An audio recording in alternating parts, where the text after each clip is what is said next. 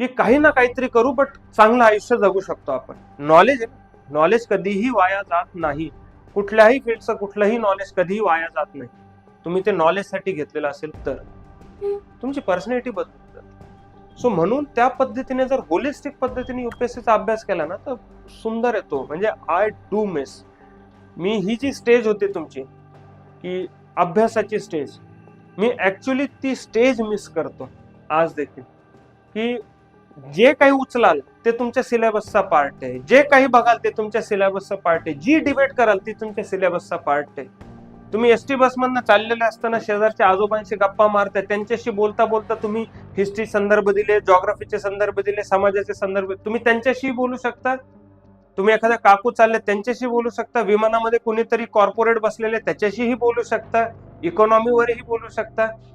ही जी skill set आहे ना, हा स्किल सेट त्या अभ्यासाने येतो, तो कॉन्फिडन्स त्या अभ्यासाने येतो. आणि हा जो तुम्हाला चान्स मिळाला, हा चान्स सोडू नका.